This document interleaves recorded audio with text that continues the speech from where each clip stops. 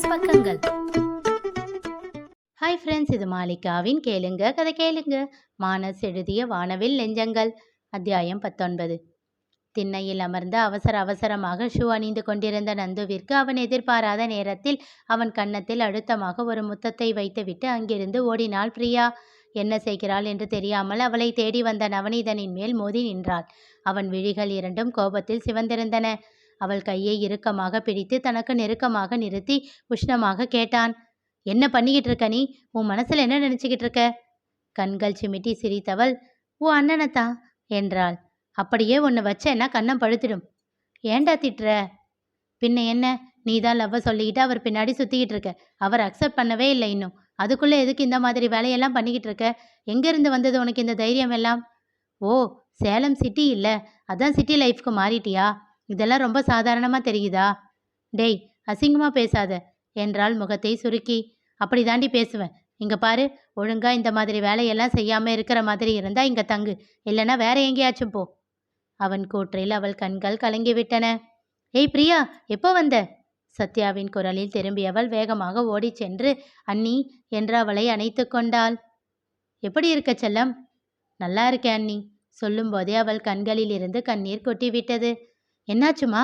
பதறினான் முரளி. அவள் கோபமாக நவநீதனை பார்த்தாள். என்னடா பண்ணி தொலைச்ச? சத்யா மிரட்டலாக கேட்டாள்.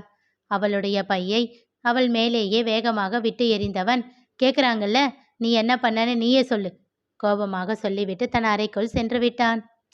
என்ன பிரியா, இன்னும் உங்க சண்டை ஓயலையா என்றவாறே வந்தாள் நித்யா. அண்ணி, நல்லா இருக்கீங்களா என்றவள் வேகமாக தன் பையை திறந்து ஒரு புத்தகத்தை எடுத்து அவளிடம் நீட்டினாள்.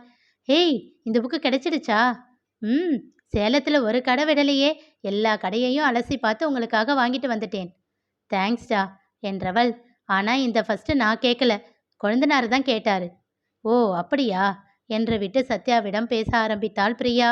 அவள் முகத்தில் இருந்து ஏதேனும் கண்டுகொள்ள முடிகிறதா என்று தெரிந்து கொள்ளவே நந்துவை பற்றி கூறினாள். ஆனால் அவள் முகத்தில் எந்த மாறுதலும் இல்லாததை கண்டு ஏமாற்றம் கொண்டாள் நித்யா. அண்ணி, செம பசி, என்ன டிஃபன் என்றவாறு சென்று டைனிங் டேபிளில் அமர்ந்தாள். பிரியா, போய் கை காலெல்லாம் கழுவிட்டு வா என்றான் முரளி. போங்க அண்ணா, நீங்கள் என்ன திருந்தவே இல்லையா என்று விட்டு கொல்லைப்புறம் சென்றாள். சிரித்தாள் சத்யா. ஹை, இட்லி, அரைச்சி விட்ட சாம்பார், சூப்பர் சூப்பர், சீக்கிரம் சீக்கிரம் வைங்க அண்ணி, நான் நிறைய சாப்பிட போகிறேன். எவ்வளோ வேணும்னாலும் சாப்பிடு, நான் என்ன சொல்ல போகிறேன், உனக்கு பிடிக்கும்னு தான் செஞ்சேன் புன்னகையோடு சத்யா கூறினாள். தலை சாய்த்து அவளை ஓரக்கண்ணால் பார்த்துவிட்டு, பொய் சொல்லாதீங்க அண்ணி, அண்ணனுக்கு இது பிடிக்கும்னு செஞ்சுட்டு எனக்குன்னு பிளேட்டை மாற்றி போடுறீங்களா என்றாள். பாரா, எல்லாம் ஞாபகம் வச்சிருக்கியா என்றாள் நித்யா. அண்ணி என்று அவளை செல்லமாக முறைத்தவள், இது என்னோட வீடு என்றாள். அப்படியா என்றவள். வீடு மாமா பேர்ல தானே இருக்கு என்றாள் நித்யா. ஐயோ ஜோக்கா அண்ணி, சுத்தமாக சிரிப்பு வரல. ஆமாம், ஆதியும் அஸ்விதாவும் ஸ்கூலுக்கு போயிட்டாங்களா? ஆமாண்டா. கிரியும் கிளம்பிட்டானா? அப்போ எல்லாரையும் ஈவினிங் தான் பார்க்க முடியுமா? எப்போ கிளம்புற நீ? 6 மணிக்கு பஸ் அண்ணி. பரவாயில்ல, அதுக்குள்ளே அவங்க வந்துடுவாங்க. Okay okay. நவனிதா, சத்யா அழைத்தாள். என்ன அண்ணி? வாடா, வந்து சாப்பிடு. பிரியாவை முறைத்தவன், வேணாம், நான் அப்புறமா சாப்பிட்டுக்கிறேன் என்றான். டேய், என்ன பழக்கம் இது என்றான் முரளி. எத்தனை நாள் கழிச்சு அவள் வீட்டுக்கு வந்திருக்கா, இப்படி தான் அவகிட்ட கோவப்படுவியா? அவள் பண்ணுற வேலைக்கு அவள் தலையில் எதையாச்சும் தூக்கி போட போகிறனா இல்லையான்னு பாருங்க. டேய், சத்யா கோபமாக அதட்டினாள். என்ன பேச்சு பேசுகிற? இப்போ என்னடா உனக்கு? நான் இங்கே இருக்கக்கூடாது அவ்வளவுதானே? போறேன்டா போறேன் என்றவள் வேகமாக எழுந்து கொண்டாள். டேய் டேய், ஏண்டா இப்படி பண்ணுற? சாப்பிட்டுட்டு இருக்கிற பிள்ளைய போய் எழுந்திருக்க சொல்கிற என்றாள் சத்யா. சாவதானமாக அவள் அருகில் வந்து அமர்ந்து கூறினான். எது, இவ சாப்பிட்டுட்டு இருக்கிற பிள்ளையா? அவ தட்டை பாருங்க, 20 இட்லியை முழுங்கிட்டு தட்டை நல்லா வழித்து சாப்பிட்டுட்டு தான் எழுந்திருக்கிறா. பட்டென்று அவன் தோளில் ஒன்று வைத்த சத்யா, கண்ணு வைக்காதடா என்றாள். ஓ, அப்போ உண்மையிலேயே 20 இட்லி தான் சாப்பிட்டியா நீ? வாயை பொத்தி சிரித்து கொண்டே கேட்டான் நவநீதன். பொடா பக்கி, நீ தான் அவ்வளவு சாப்பிடுவ, என்ன பார்த்தா அவ்வளவு சாப்பிட்ற மாதிரியா இருக்கு, சிப்ப என்றான். அதற்குள் அவன் தட்டில் இட்லியை வைத்து சாம்பாரை ஊற்றியிருந்தாள் நித்யா. அதனை கண்ட பிரியா வேகமாக உப்பு டப்டாவை எடுத்து அதிலிருந்து உப்பை எடுத்து அவன் தட்டில் போட முயன்றாள். அதற்குள் அவன் சுதாரித்து தன் தட்டை இழுத்து கொண்டான். ஏய் ஏய், என்ன பண்ற நீ? சத்யா கத்தினாள். ம் உங்க குழந்தனுக்கு சொரணை கொஞ்சம் கம்மியா இருக்கு, அதுக்கு தான் என்று விட்டு தன் தட்டை எடுத்துக்கொண்டு நகர்ந்தாள். வேகமாக அவள் முதுகில் பட்டென்று ஒரு அடி வைத்தான் நவநீதன். ஆ நாயே, ஏண்டா அடிச்ச என்றவள் அவனை அடிக்கப் போக அவன் லாவகமாக தப்பித்தான். வேகமாக அவன் கையை பிடித்து இழுத்து அதில் கடித்து வைத்தாள் பிரியா.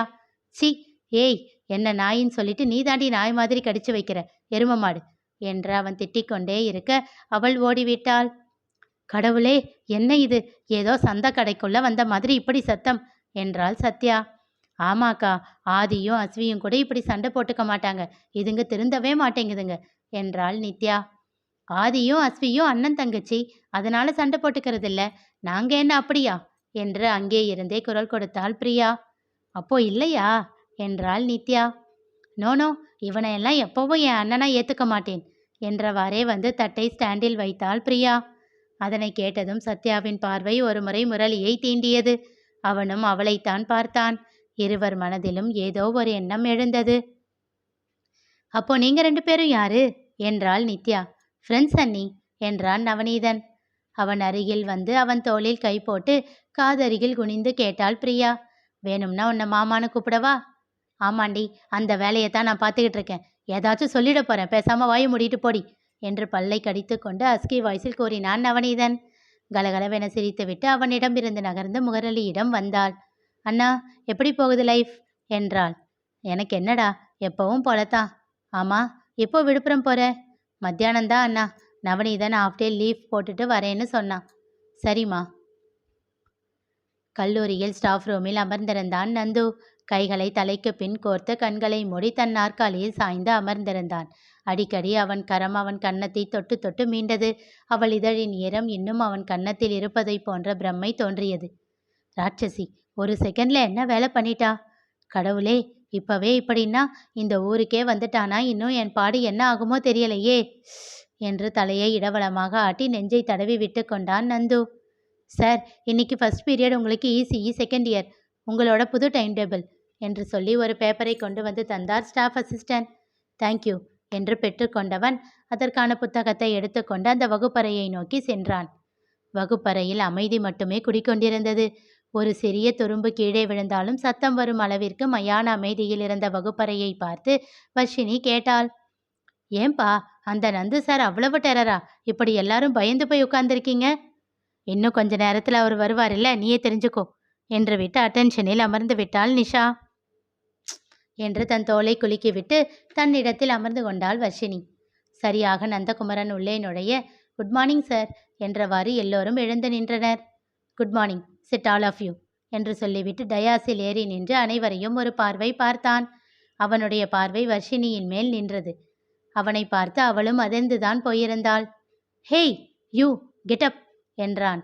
அதற்குள் தன்னை சுதாரித்து கொண்டவள் இந்த பூனையும் பால் குடிக்குமா என்பது போல் தன் முகத்தை வைத்து கொண்டு கைகளை அடக்க ஒடுக்கமாக கட்டிக்கொண்டு எழுந்து நின்று எஸ் சார் என்றாள். எல்லோரும் அவளை ஆவென வாயை பிளந்து பார்த்தனர். ஏனெனில் அவள் கூறியது பக்கத்தில் இருந்த 2 பெண்களுக்கு மட்டுமே கேட்டது. நம்ம வர்ஷினியா இது என்ற பார்வையோடு எல்லோரும் அவளையே பார்த்திருக்க, நீ அவதானே என்றான் நந்தகுமரன்.